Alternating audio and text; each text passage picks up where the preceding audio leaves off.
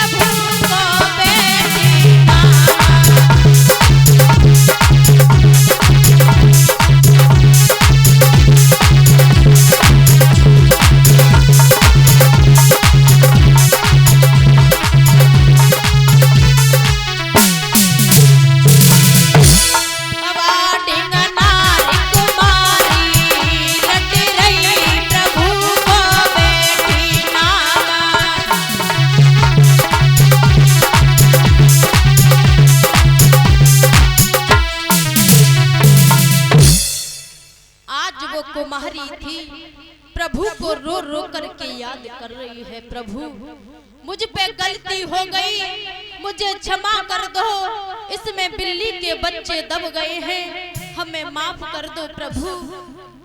जो इतनी आवाज सुनी प्रहलाद ने, भाग करके उस कुम्हारी के पास में आए और चिल्ला करके कहने लगे, ओ बुढ़िया, तेरा दिमाग खराब हो गया है क्या, जो तू मेरे बैरी का नाम ले रही है? तुझे ये नहीं पता, अगर मेरे पिताजी को ये बात मालूम पड़ेगी तो तुझे मालूम है कि तेरे साथ में क्या होगा। कहने लगी, कौन हो तुम बेटा, ये तो बताओ कि मैं प्रहलाद का पुत्र हूँ, प्रहलाद मेरा नाम है और मैं हिरण्यकश्यप का पुत्र हूँ, तुमने मुझे पहचाना नहीं। कहने लगी, ये बता बेटा कि मैं अपने प्रभु का नाम ले रही हूँ और तेरे पिताजी का नाम क्यों लूं मैं? प्रहलाद कहने लगे, बुढ़िया, जब मैंने तुझसे एक ही बात कह दी, अगर मेरे पिताजी को ये बात मालूम पड़ेगी तो शायद मैं तू जिंदा नहीं रहेगी। तो कहने लगी, क्यों, क्या बात है? कि इसलिए कह रहा हूँ, तू मेरे बैरी को बुला रही है, अगर तू मेरे पिताजी को एक बार बुला के तो देख, इस तेरी आवाज से बिल्ली के बच्चे बच जाएंगे और मेरे पिता को तू मानने लगे। बुढ़िया कहने लगी, बेटा एक बात बता, अंदर जा। प्रहलाद कहने लगे, क्यों जाऊं, जा तो सही। प्रहलाद कहते हैं, बताओ तो सही माँ, क्यों भेज रही हो मुझे अंदर? प्रहलाद से कहा कि बर्तन में से एक थाली लेके आ। थाली लेकर के आए प्रहलाद, उसमें कहा कि इसमें पानी रख, पानी भी डाल दिया। अब धूप जो थी आंगन में वही रख दी थाली। अब कहने लगे, इसमें देख, सूरज दिखाई दे रहा है कि दे रहा है, ये असली है या ऊपर वाला? कहने लगे प्रहलाद, माँ जो थाली में दिखाई दे रहा है जो तो नकली है और जो ऊपर वाला है वो असली है। प्रहलाद कहने लगे, बात तो तेरी मैं ये मान सकता हूँ, मगर एक बात नहीं मानूंगा, जो तेरी बिल्ली के बच्चे जो इस हवा में दबे हुए हैं, अगर ये कल जिंदा वापस बच गए तो मैं समझूंगा कि तेरा ईश्वर महान है। नहीं तो अगर ये बिल्ली के बच्चे मर गए तो शायद मैं बुढ़िया कि तेरे शरीर से तेरी जे गर्दन है ज्यादा तू ये मुंह चला रही है, उसे काट करके अलग कर दूं। कहने लगी बुढ़िया, ठीक है। माँ ने कहा, एक बात याद रखना बेटा, कि क्यों, क्या बात? बात ये, अगर बाई चांस मेरे बिल्ली के बच्चे बच जाते हैं तो तेरे साथ में क्या किया जाएगा पुत्र, ये बता दे। तो कहने लगा प्रहलाद कि माँ, मैं तेरे चरणों का दास बन जाऊंगा, ये मेरा तुझसे वचन है। इतनी बात कहने के बाद प्रहलाद कहने लगे, बुढ़िया, जब सुबह होगा, सुबह मैं वापस आऊंगा, तभी मेरे सामने सभा को खोलना। कहने लगी, ठीक है, तुम जाओ। आज प्रहलाद वहां से चले जाते हैं अपने घर की तरफ, मन में सोच रहे हैं कब सुबह होगा, कितने टाइम में उसके पास में जाऊं, कहीं ऐसा ना हो कि बुढ़िया कहीं रात में उस हवा को नहीं खोल ले, इसलिए जल्दी से सवेरा हो जाए। पूरी रात वही रटन लगा देते हैं, कितने टाइम सुबह होगा। जब सुबह हुआ, सुबह होने के बाद प्रहलाद ने खाना भी नहीं खाया। माँ से कहा, मैं माँ जा रहा हूँ। कि कहाँ? कि नहीं, मैं फिर बताऊंगा आकर के। भागते हुए उस बुढ़िया के पास में गए। अब कहने लगे, माँ कि आ गया बेटा? कि हाँ। खोल इस हवा को मेरी आंखों के सामने, तब मैं देखूंगा कि तेरे ईश्वर में कितनी शक्ति है और मेरे पिता में कितनी शक्ति है। आज वह माँ अबा के पास में बैठ जाती और अबा को खोलने लगी। और कैसे खोलती जा रही है, सभी भक्त ताली बजा करके बोलेंगे, हरे गुण गाई रही राम गाई रही, मैया खोलत जाती अबा को।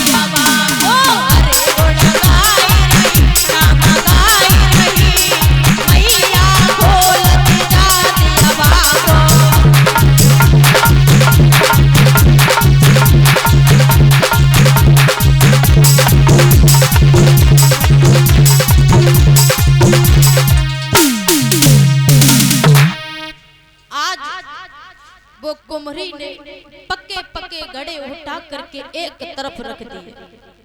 अब रखने के बाद प्रहलाद कहने लगा, बुढ़िया क्यों रुक गई? अब जितने ये बर्तन बचे हुए इन्हें भी तो हटा करके देख।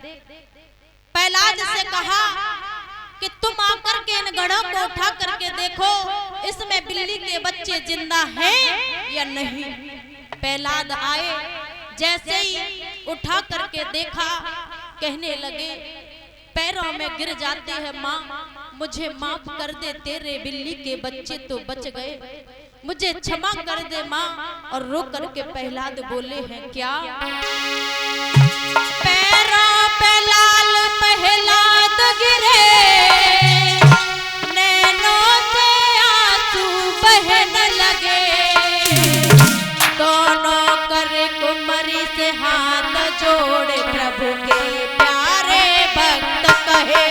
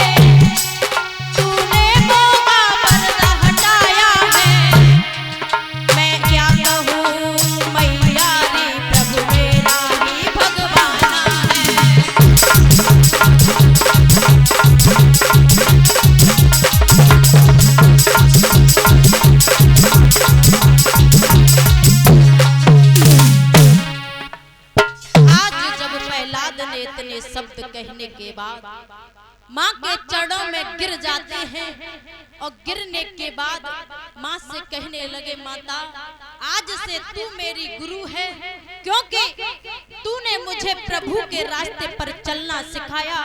मैं जानता था कि मेरा ही पिता परमेश्वर है, आज मैं जान गया कि प्रभु तो प्रभु हुआ करता है और मनुष्य तो मनुष्य हुआ करता है।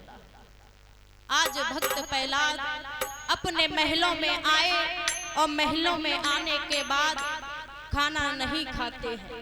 कयादू कहती है, बेटा बता बात क्या है, खाना तो खा ले, जब से तू आया है ना ही तो किसी से तू बात कर रहा है और न किसी से बोल रहा है, बता बात क्या है ये तो बता।